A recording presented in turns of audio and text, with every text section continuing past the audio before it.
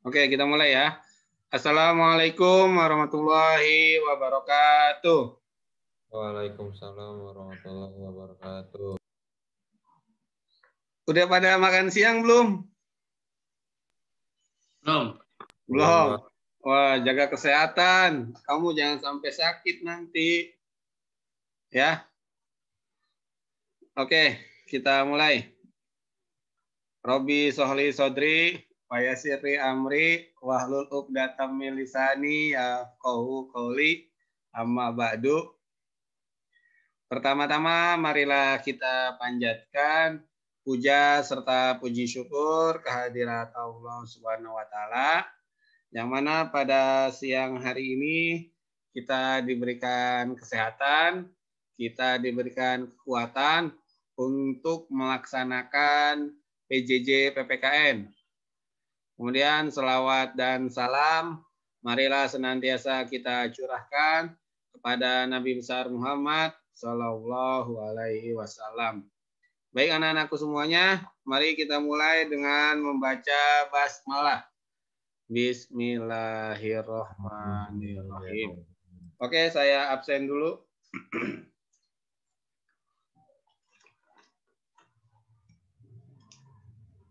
Sekarang tanggal 3. Aisyah Amelia. Hadir, Pak. Oke. Alifah Saumi. Alifah Saumi. Alifah Saumi. Saya cek dulu. Belum ada Alifah. Anindia Ayumi. Anin. Hadir. Ada ya, oke. Arka Endra. Hadir, Pak. Hadir, oke. Arsyad Kosos. Hadir, Pak. Hadir, oke. Belvanya. Hadir, Pak. Oke. Dava Putra.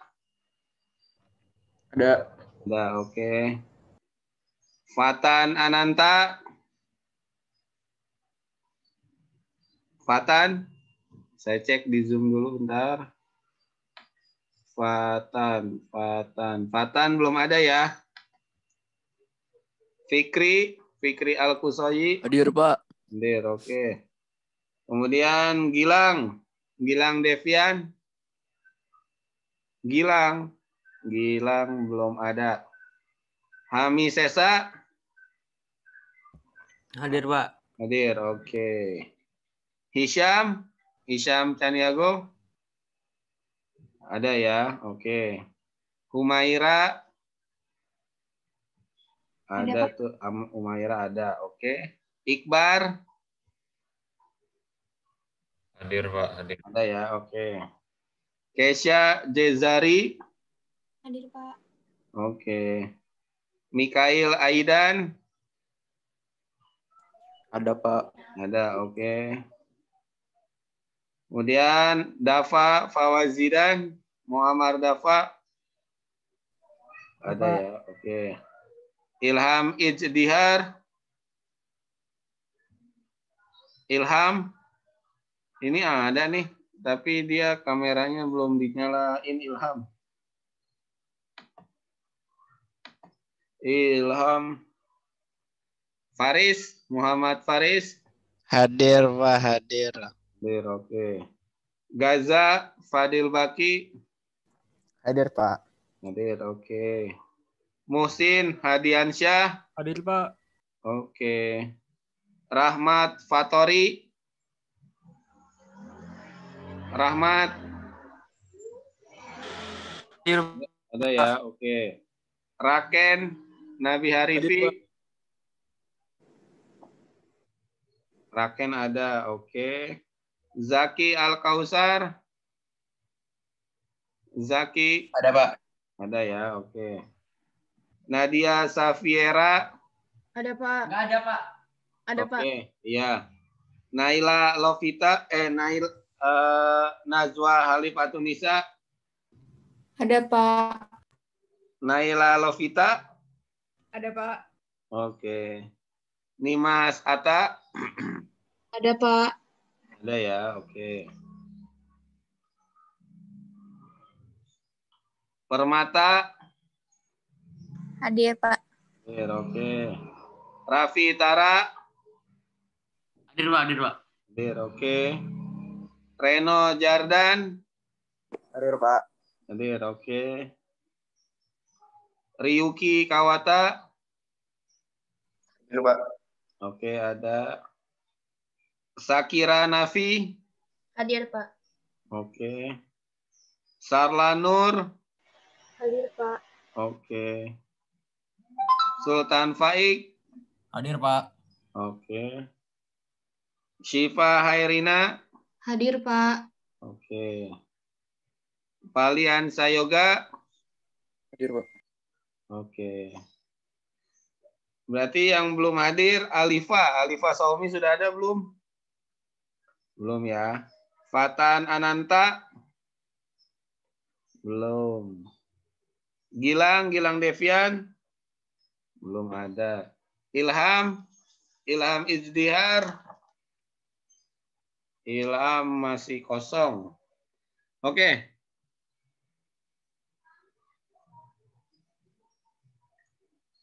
Saya foto dulu.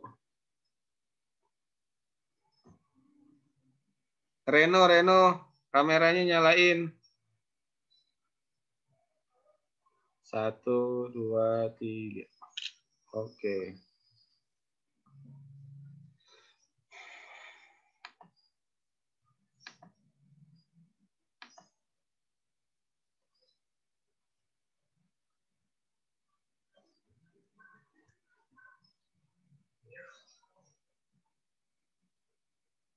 Sudah terlihat screen sharingnya?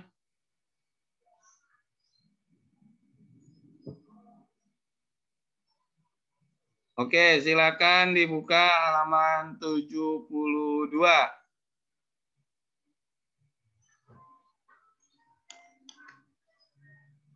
Ayo dibuka halaman 72.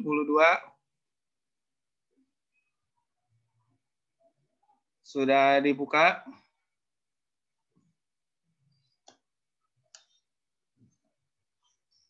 Silakan dibuka halaman 72.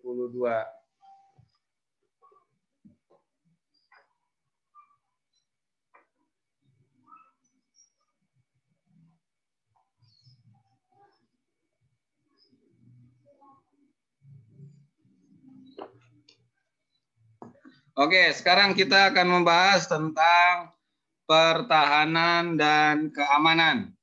Jadi gini, kenapa di kelas 10 membahas hal ini? Karena memang pertahanan dan keamanan itu tidak hanya harus dilakukan oleh TNI ataupun oleh kepolisian, tetapi semua warga negara pun harus ikut membantu. Jadi TNI sama kepolisian itu garda terdepan atau bahasanya yang paling depan apabila ada musuh yang datang.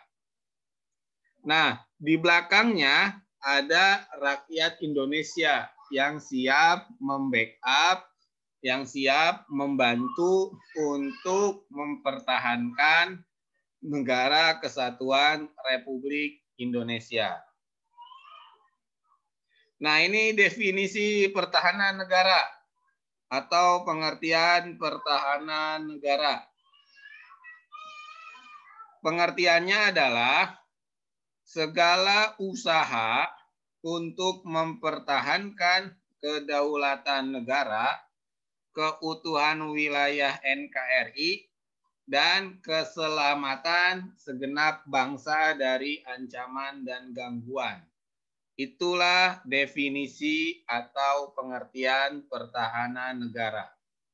Maksudnya adalah ketika negara Indonesia sedang menghadapi ancaman, maka harus dibantu, harus dipertahankan agar kekuatan negara Indonesia ada. Ketika kita punya kekuatan, maka kita akan bisa mempertahankan keutuhan negara kita. Yang namanya ancaman dan gangguan itu bisa berasal dari dalam, bisa juga berasal dari luar. Maksudnya adalah ancaman dan gangguan itu bisa berasal dari luar negeri.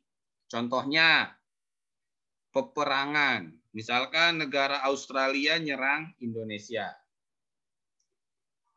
Ataupun budaya-budaya westernisasi atau budaya barat yang masuk ke Indonesia sehingga merusak budaya Indonesia. Itu pun termasuk ancaman dan gangguan yang berasal dari luar. Saat ini contohnya adalah virus COVID-19, corona. Itu pun sama, ancaman yang berasal dari luar negeri, kemudian masuk ke Indonesia. Sehingga kita harus bisa mempertahankan negara kita. Jangan sampai nanti ada warga negara Indonesia yang meninggal sia-sia gara-gara kena COVID. Gitu. Contohnya gangguan itu contoh gangguan dari luar negeri. Contoh gangguan dari dalam, bisa saja seperti kemarin, demonstrasi. Itu contoh gangguan dari dalam. Demonstrasi merupakan sesuatu hal yang wajar. Di negara demokrasi, orang berdemo itu diperbolehkan. Yang menjadi ancaman dan gangguan adalah ketika demo itu berubah menjadi anarkis, menjadi rusuh. Itulah yang berbahaya. Bahkan kalau kamu pernah nonton peristiwa 98, awalnya demonstrasi. Lama-kelamaan sampai ke penjarahan. Penjarahan itu ngambil paksa barang-barang yang ada di toko ataupun yang ada di mal ataupun di warung-warung. Bahkan sampai ada yang meninggal dunia. Nah, itu yang menjadi ancaman dari dalam. Contohnya lagi misalkan ancaman dari dalam narkotika. Narkotika pun menjadi ancaman bagi kedaulatan Indonesia. Seorang pemuda ataupun katakanlah anak SMA, kalau sudah kena narkotika, maka dia akan sedikit kacau hidupnya. Makanya harus diobati, harus diantisipasi agar tidak terkena narkotika. Itu termasuk ancaman dari dalam. Contohnya lagi adalah misalkan tawuran, itu pun termasuk ancaman dari dalam. Makanya dengan adanya belajar dari rumah, meminimalisir anak-anak SMA ataupun anak-anak sekolah melakukan kegiatan-kegiatan anarkis seperti itu. Itulah definisi ataupun pengertian pertahanan negara. Nah, ini dasar hukum. Ini pasti keluar di ulangan harian. Ingat, minggu depan, hari Selasa depan, kita ulangan harian ya. Dasar hukumnya yang pertama adalah pasal 30 Undang-Undang Dasar Negara Republik Indonesia tahun 1945. Jadi di pasal 30 itu memuat tentang dasar hukum pertahanan dan keamanan nasional. Yang kedua adalah Undang-Undang Nomor 3 Tahun 2002 tentang Sistem Pertahanan Semesta. Jadi di undang-undang ini dibahas bagaimana caranya menghadapi ancaman dari dalam maupun luar negeri. Nah, yang ketiga ini adalah TAP MPR nomor 6 tahun 2000 tentang pemisahan TNI dengan Polri. Saya ceritakan dulu begini.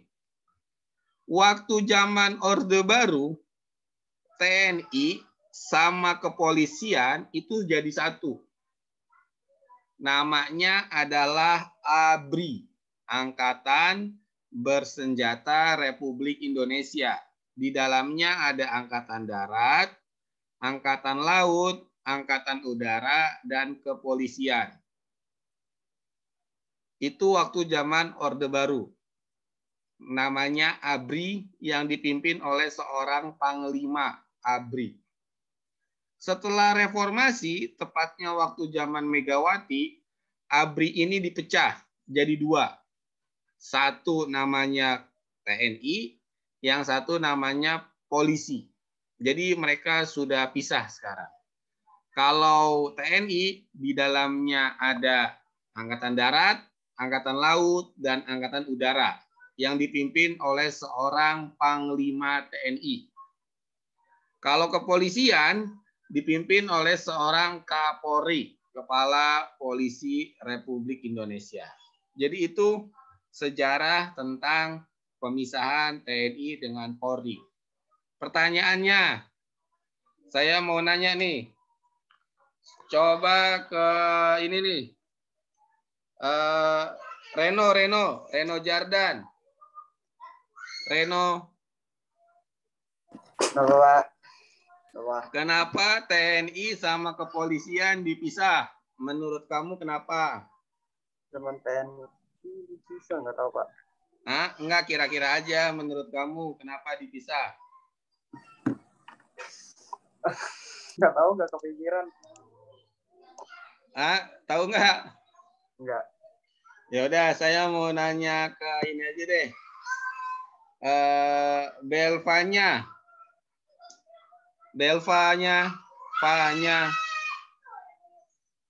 Ya, Pak. Belva. Oke. Kenapa TNI sama kepolisian dipisah? Menurut kamu kenapa?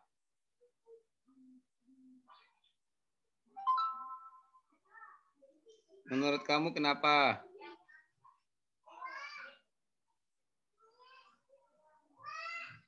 Oke. Gimana Belvanya? Ngomong aja nggak apa-apa. Gimana? Fungsinya ini, tugasnya beda. Oke, bagus. Belvanya, terima kasih. Saya tulis PAK-nya. Jadi, betul kata teman kamu. Kenapa dipisah? Karena setelah dianalisa, ternyata fungsi dan tugasnya berbeda. Kalau TNI itu menghadapi ancaman dan gangguan yang berasal dari luar negeri. Misalkan dari negara lain menyerang Indonesia, maka itu merupakan tugas dari TNI. Nah, kalau polisi menghadapi ancaman dan gangguan yang berasal dari dalam negeri. Misalkan kemarin ada demo. Nah, yang jaga itu adalah polisi. Khawatir nanti terjadi kerusuhan dan lain sebagainya. Contohnya lagi kayak adanya OPM, Organisasi Papua Merdeka. Jadi ada organisasi yang menginginkan Papua merdeka. Mereka membawa senjata, membunuh rakyat sipil, akhirnya dijadikan musuh negara karena membuat keresahan bagi masyarakat. Nah, itu pun sama diperangi oleh kepolisian. Nah, tetapi selain itu, antara TNI sama Polri itu pun tetap sinergis. Sinergis itu maksudnya adalah kerja bareng. Ketika polisi butuh bantuan, nanti akan di-backup oleh TNI. Begitupun sama, ketika TNI butuh bantuan, akan di-backup oleh polisi. Nah, ini sistem pertahanan dan keamanan Indonesia. Sistem pertahanan dan keamanan Indonesia yang pertama kali menjadi garda terdepan adalah TNI sama polisi. Itu adalah garda terdepan. Ibarat mobil, mereka itu ibarat bumper yang paling depan, yang akan siap menjaga kedaulatan Indonesia. Sehingga ketika ada musuh ataupun ada ancaman dari luar negeri maupun dalam negeri, yang pertama kali maju adalah TNI dengan polisi. Barulah setelah itu masyarakat Indonesia yang menggunakan sistem pertahanan dan keamanan semesta. Jadi itulah sistem pertahanan dan keamanan di Negara Kesatuan Republik Indonesia. Berbeda dengan Korea Selatan. Coba di kelas 10 IPA 3 ada yang senang sama artis Korea Selatan nggak? K-pop. Ada yang fans dengan artis K-pop? Nah, kalau di Korea Selatan, sistem pertahanan dan keamanannya begini. Karena Korea Selatan sekarang sedang konflik ataupun sedang ada masalah dengan Korea Utara, maka seluruh rakyat Korea Selatan yang sudah berumur 18 tahun, maka dia harus masuk ke camp, tempat pelatihan militer. Namanya adalah wajib militer. Paling sebentar 6 bulan. Bahkan ada yang sampai 2 tahunan. Semua masyarakat Korea Selatan wajib mengikuti pelatihan militer. Baik dia rakyat biasa, baik dia anak pejabat, ataupun artis sekalipun harus tetap ikut dalam wajib militer tersebut. Kenapa harus ikut? Karena saat ini Korea Selatan masih sedang berkonflik dengan Korea Utara. Khawatir sewaktu-waktu Korea Utara menyerang, maka rakyat Korea Selatan sudah siap. Sudah pernah latihan megang senjata, sudah pernah latihan menembakkan roket ataupun bom. Agar tidak kaget. Itu. Pertanyaan saya nih. Coba saya mau ke ini nih. Gaza. Ya, Pak. Kenapa di Indonesia tidak ada wajib militer seperti di Korea Selatan? Karena nggak ada konflik internal besar gitu. Oke, bagus. Gaza, bagus jawabannya. Karena tidak ada konflik atau tidak ada musuh. Bisa. Karena ketika ada musuh, barulah kita bisa melakukan hal itu. Ibarat orang, kalau lagi dikejar anjing. Misalkan ada orang nih dikejar anjing. Pagar tingginya 3 meter pun bisa dilompatin. Karena dikejar anjing kan, jadi ada musuh yang mengejarnya.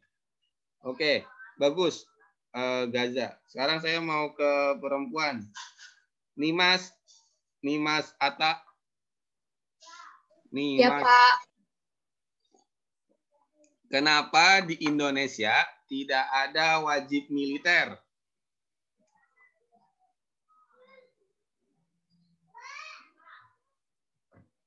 Kenapa? Nggak apa-apa, kamu ngomong aja. Kira-kira menurut kamu?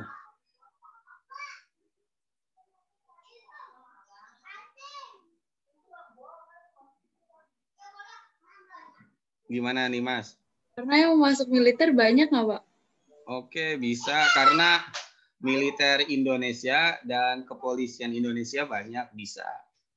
Karena memang personil ataupun jumlah kekuatan TNI kita memang besar.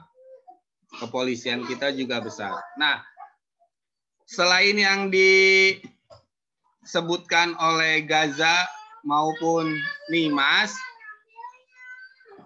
ada juga gini, ternyata peraturan tentang wajib militer di Indonesia itu sudah ada, tapi belum bisa dilaksanakan karena memang pemerintah masih melihat sosial masyarakat Indonesia. maksudnya adalah, kan kamu kalau sehari-hari sebelum ada COVID mungkin suka ngelihat anak SMA tawuran, anak SMP tawuran, ataupun berantem antar geng motor, ataupun antar suku saling berantem. Nah, pemerintah mengkhawatirkan kalau di Indonesia diadakan wajib militer, khawatirnya nanti ketika tawuran, ketika perang antar geng, ataupun perang antar suku di Papua, tidak lagi menggunakan samurai, tidak lagi menggunakan gear ataupun panah. Khawatir menggunakan bom rakitan, senjata AK-47, ataupun senjata rakitan. Nah, itu yang dikhawatirkan oleh pemerintah. Khawatir keadaan sosial di Indonesia akan berubah kalau diwajibkan latihan militer. Jadi undang-undang atau aturannya sudah ada, tetapi pelaksanaannya yang masih harus dibutuhkan persiapan-persiapan yang matang. Begitu.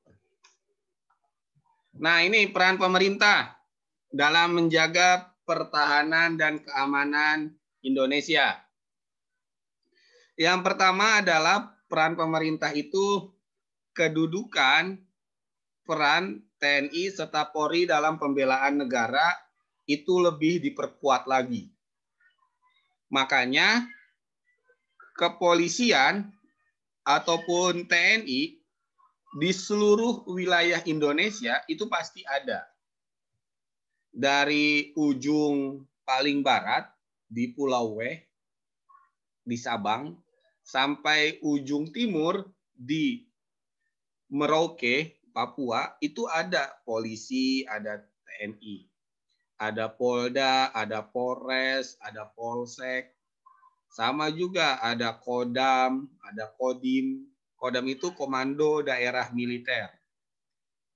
Setingkat sama kayak Polda, Kepolisian Daerah. Ada lagi Kodim, Komando Distrik. Itu setingkat sama Polres. Begitu. Nah, di seluruh Indonesia ada. Kenapa ada? Karena khawatir. Ini kan negara kita kan negara kepulauan ya, sangat luas. Misalkan di Papua terjadi kerusuhan.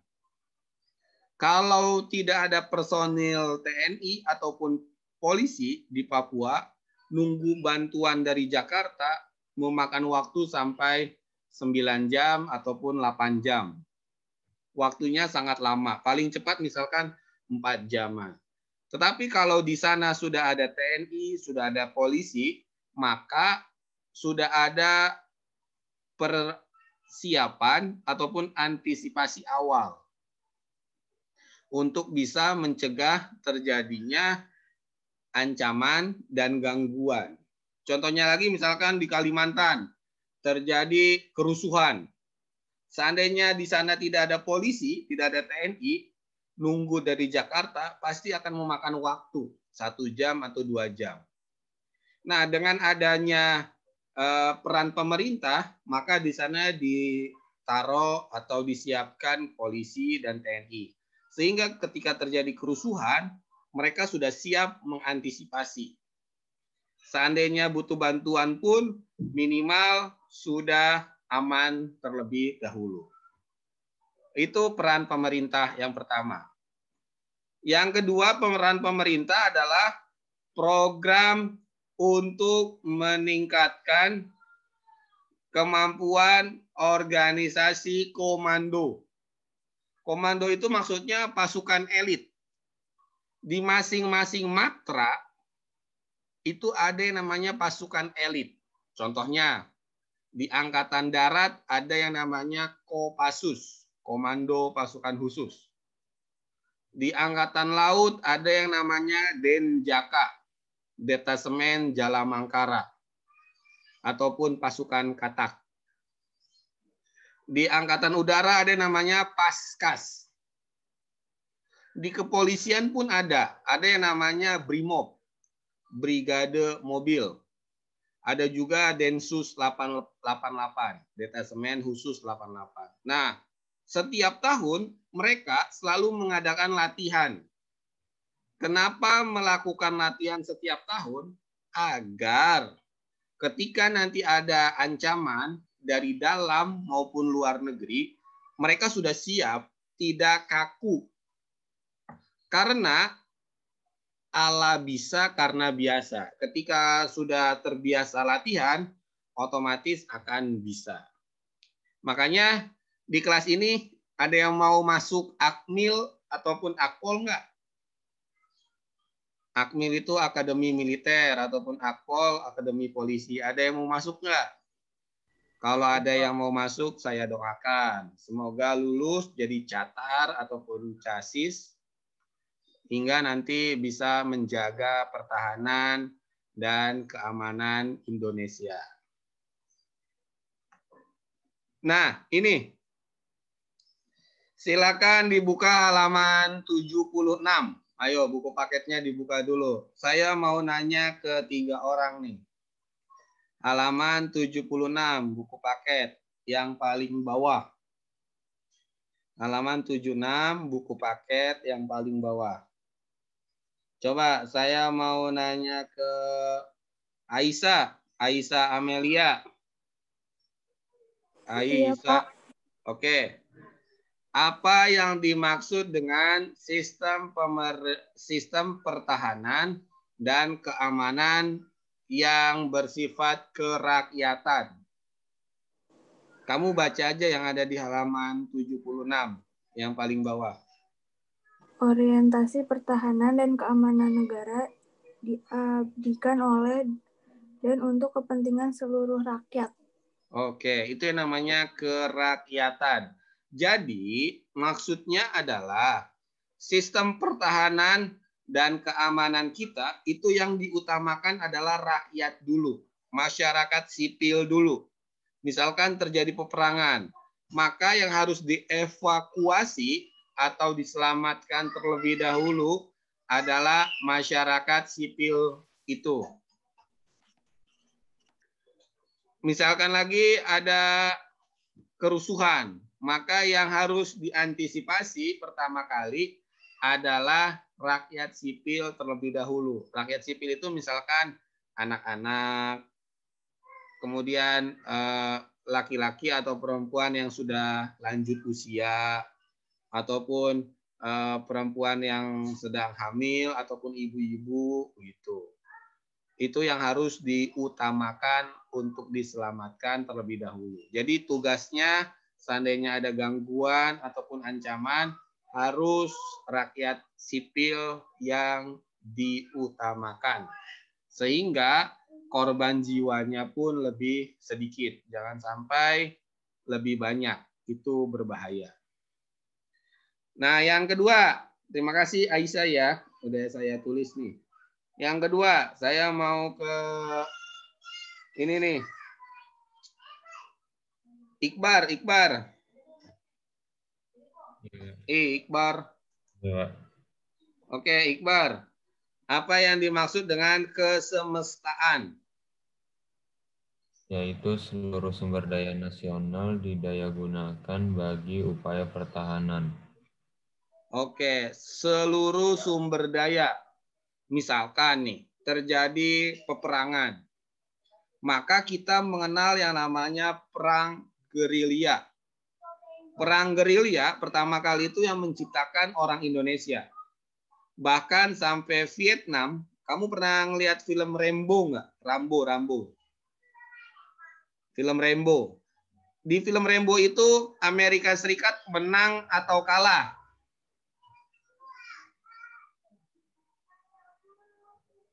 Di film Rambo itu Amerika Serikat menang.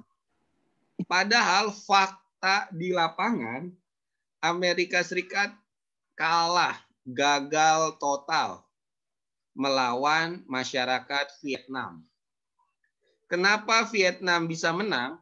Salah satu strateginya adalah perang gerilya yang mereka belajarnya ke Indonesia. Perang gerilya itu maksudnya adalah perang yang melibatkan komponen alam, keadaan di Indonesia. Di Indonesia kan banyak hutan, banyak gunung, lembah, sungai, dan lain-lain.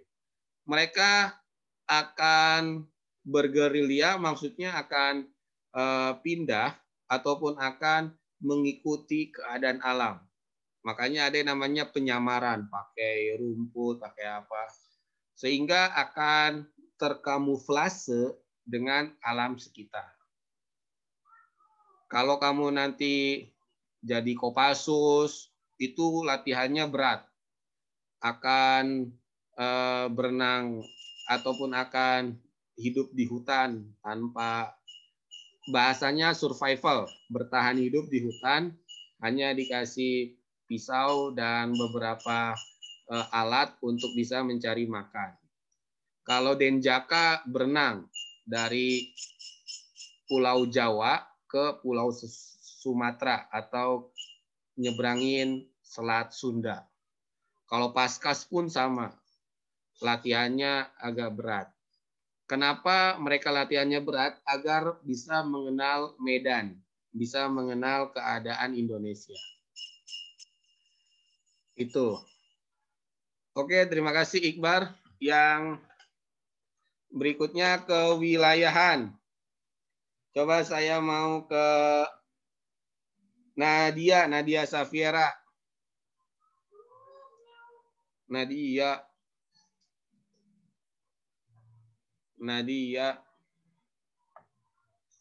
mana Nadia? Nadia Safiera. Tadi laptopnya lagi di restart, Pak. Oh, lagi di restart. Makasih. Ke ini aja deh. Ke Valian.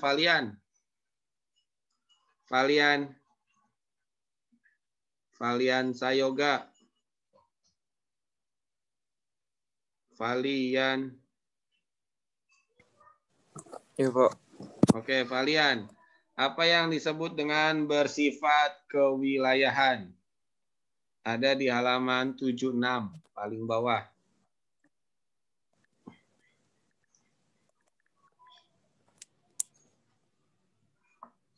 Apa, Valian?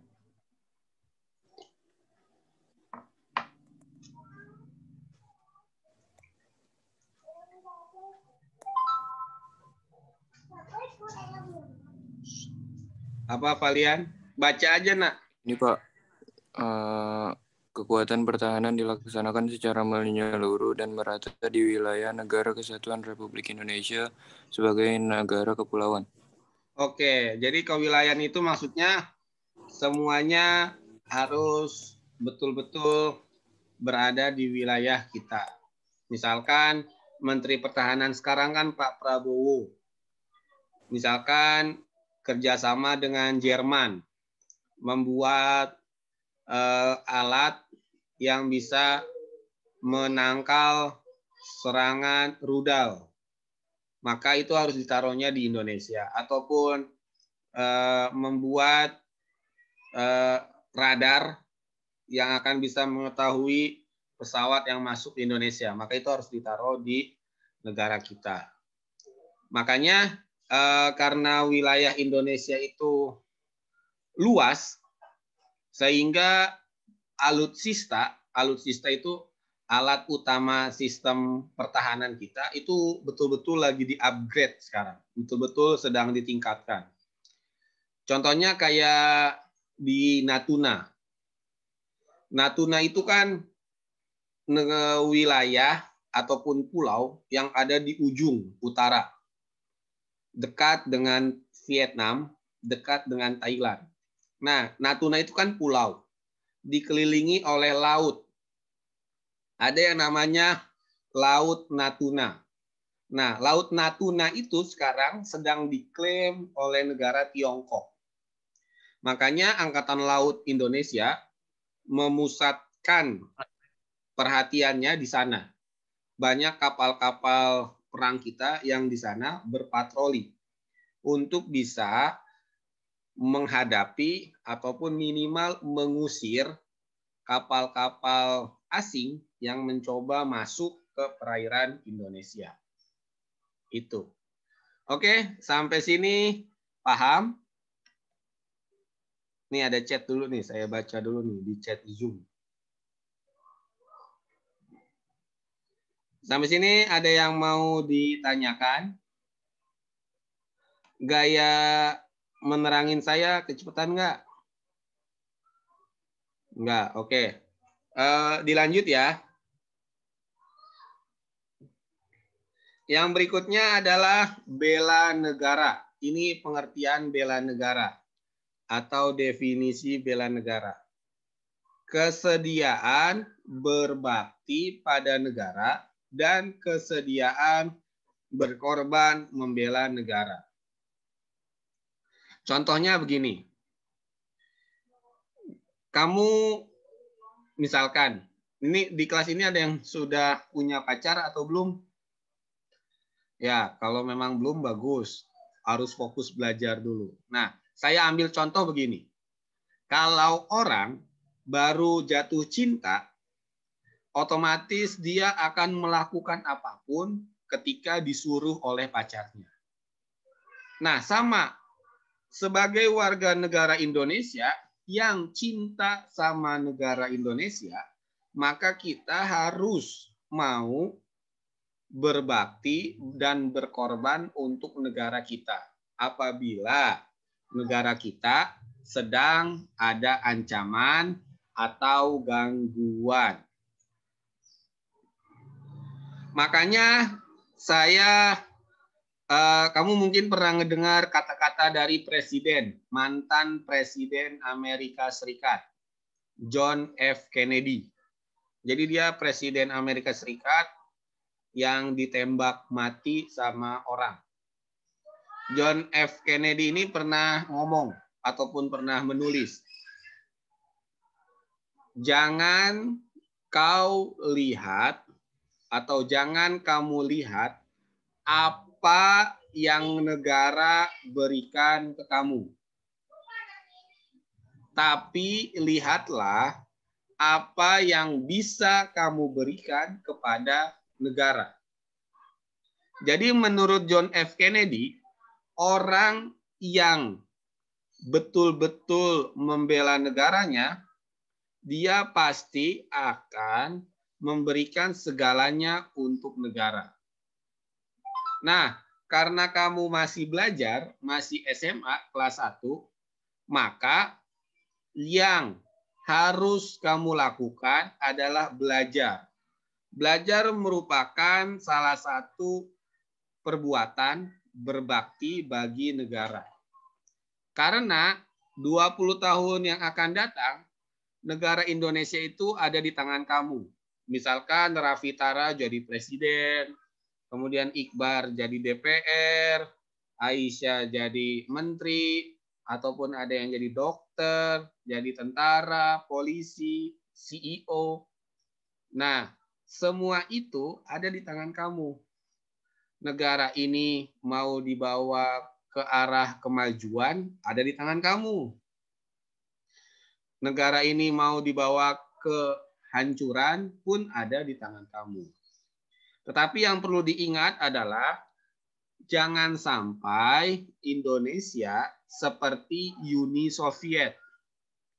Uni Soviet itu dulunya negara besar, saingan terberat Amerika Serikat. Tetapi hancur menjadi negara-negara kecil.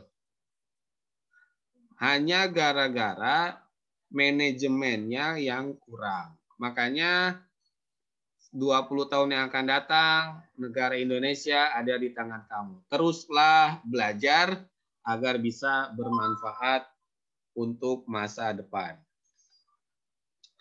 Nah ini, partisipasi warga negara dalam pembelaan negara. Yang pertama adalah melalui PPKN. Ketika kamu belajar mata pelajaran PPKN, berarti kamu sedang berpartisipasi di dalam pembelaan negara. Makanya pelajaran PPKN itu dari mulai SD sampai nanti kamu kuliah pasti ada.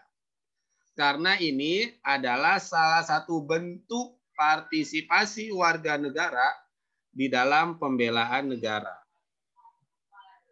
Yang kedua adalah pelatihan dasar kemiliteran secara wajib. Nah, ini yang memang sedang diproses. Yang tadi saya bilang, pemerintah masih melihat sosiokultural masyarakat Indonesia. Jangan sampai nanti salah treatment yang mengakibatkan hal-hal yang fatal bagi persatuan dan kesatuan Indonesia. Yang ketiga, pengabdian sebagai prajurit. Nah, nanti kalau kamu masuk Akmil ataupun Akpol, berarti kamu sudah berpartisipasi dalam pembelaan negara. Dan yang terakhir adalah pengabdian sesuai profesi. Misalkan ya, Hamisesa jadi dokter. Maka jadilah dokter yang betul-betul membela negaranya dengan cara membantu masyarakat. Misalkan ada orang yang sakit, tidak punya uang, ya tetap harus diobati begitu. Contohnya lagi misalkan Naila Lovita misalkan jadi artis misalkan, maka harus bisa berbuat untuk membela Indonesia. Contohnya misalkan dengan membuat konten-konten yang nasionalisme, yang cinta tanah air, ataupun konten-konten yang membantu orang banyak dan lain sebagainya. Itu sesuai profesi. Sama saya juga nih, saya kan guru, maka saya dituntut untuk bisa berperan di dalam pembelaan negara. Salah satunya dengan ngajarin kamu hal-hal yang sifatnya nasionalisme. Sampai sini paham? Ada yang mau ditanyakan nggak? Oke, ini penjabaran. Ini slide terakhir. Penjabaran nilai-nilai bela negara. Yang pertama adalah cinta tanah air. Orang kalau sudah cinta, maka apapun akan dilakukan. Mau hujan, mau panas, kalau memang sudah cinta, maka akan melakukan hal-hal yang diperintahkan. Cinta tanah air adalah salah satu penjabaran dari nilai-nilai bela negara. Yang kedua, kesadaran berbangsa dan bernegara. Orang kalau sudah sadar, maka dia akan membuat atau melakukan hal-hal yang berguna bagi masyarakat banyak. Yang ketiga adalah Pancasila. Pancasila ini kan hanya ada di Indonesia, sehingga sangat identik dengan negara Indonesia. Yang keempat, rela berkorban untuk bangsa dan negara. Orang kalau sudah cinta, maka dia akan merelakan apapun. Baik jiwanya, baik raganya, harta maupun benda yang dia miliki. Nah, yang terakhir adalah memiliki kemampuan bela negara. Maksudnya adalah bagaimana warga negara Indonesia harus punya semangat, minimal harus punya semangat. Kalau skill kemampuan berperang jangan dulu lah. Minimal harus punya semangat untuk bisa mempertahankan negara Indonesia. Oke, sampai sini ada yang mau ditanyakan? Pak, Oke, gimana Iqbar? Bentar. kalau kan di Indonesia kan belum ada wajib militer ya. Iya. Nah, kalau misalkan nanti seandainya ada, terus ada misalkan orang ini udah 18 tahun, terus dia laki-laki. Nah, dia ini nggak mau ikut, nanti gimana? Oke, pertanyaannya bagus Iqbar. Sebentar, saya tulis dulu nama kamu. Iqbar, biar buat tambahan PAK. Pertanyaan Iqbal memang pernah terjadi di beberapa negara yang mewajibkan militer. Selain Korea Selatan, ada juga negara Singapura. Negara Singapura pun sama, melakukan wajib militer. Jadi remaja-remaja ataupun pemuda-pemuda Singapura mereka harus mengikuti wajib militer. Nah, pertanyaan Iqbal begini, jadinya jawabannya adalah seandainya di Indonesia dilakukan wajib militer, kemudian ada yang menolak, maka gini, yang namanya wajib militer adalah perintah. Perintah itu harus dilakukan. Seandainya tidak dilakukan, maka akan kena sanksi. Bisa saja sanksinya administrasi. Administrasi itu teguran, kemudian membuat surat pernyataan. Nah, bagaimana kalau memang benar-benar nggak bisa? Nah, biasanya nanti ada fase-fase atau tingkatan-tingkatan. Oh, ini nggak bisa gara-garanya mungkin ada penyakit bawaan dari lahir, sehingga tidak bisa. Maka bisa dijadikan pengecualian. Ataupun memang sedang merawat orang tuanya yang sedang sakit ataupun hal-hal yang lain. Nah, apabila alasannya hanya mengada-ada atau ngarang, maka akan dikenai sanksi. Itu biasanya seperti itu. Nah, karena memang ini belum ada di negara Indonesia, makanya kita belum mengetahui aturan-aturan secara detail. Tetapi referensi yang saya dapat biasanya seperti itu. Ketika sesuatu hal disebut wajib, berarti harus dilakukan. Kalau tidak dilakukan, maka nanti akan ada sanksi. Jadi begitu ya, Iqbal. Ada lagi yang mau bertanya seperti Iqbal? Pak. Ya, gimana Raffi? Kalau anak jabatan gimana, Pak? Anak apa? Maksudnya kayak anak-anak pemerintah gitu, Pak. Oke, pejabat, anak pejabat. Oke, bagus Raffi. Saya tulis dulu. Jadi gini, yang namanya di negara demokrasi itu sama tingkatannya, baik dia anak orang biasa, anak pejabat, anak jenderal, ataupun anak menteri, itu tingkatannya sama, tidak ada perbedaan. Nah, fakta di lapangan memang kadang-kadang suka ada, tetapi sekarang dengan adanya media sosial, maka bisa langsung direspon secara cepat. Contohnya misalkan ada penyalahgunaan. Fakta ini 1 minggu yang lalu ada polisi di Bali. Ini dari saya ngambilnya dari Detik.com. Ada polisi di Bali yang mengawal salah seorang. Jadi ada orang yang dikawal lagi jogging. Dia lagi jogging, lagi lari di Bali, dikawal oleh polisi. Secara aturan memang tidak boleh. Ada yang merekam, kemudian viral. Akhirnya polisinya dikenai sanksi administrasi.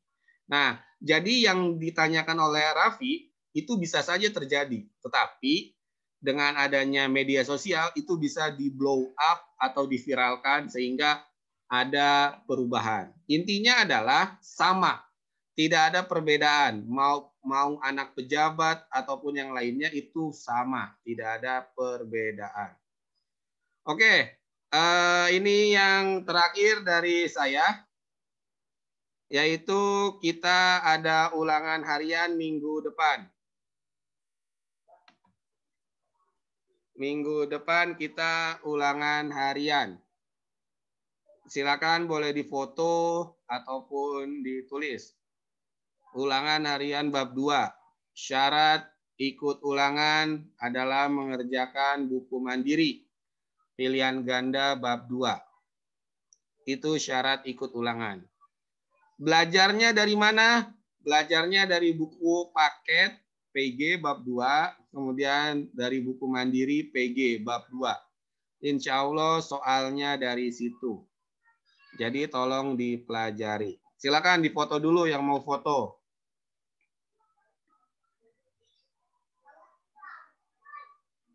Oke, sudah? Jadi minggu depan kita ulangan harian. Oke, dari saya cukup sekian.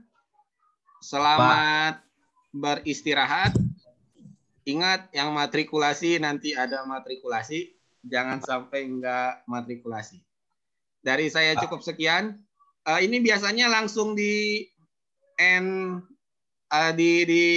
dikeluarin semuanya dari Zoom atau gimana biasanya? Ya udah, saya kasih ke Iqbal lagi aja deh, hostnya. Pak Isa. Ya, gimana? Ini minggu depan jamnya sama kayak sekarang apa kayak dulu, Pak? Kayak dulu, ini karena Bu Nada aja. Jadi Bu Nada lagi ada kegiatan. Nah, minta tukeran.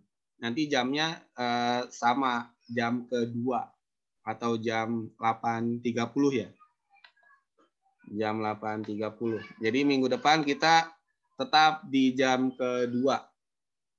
Oke, dari saya cukup sekian. Selamat istirahat. Jangan lupa matrikulasi. Wassalamualaikum warahmatullahi wabarakatuh. Waalaikumsalam.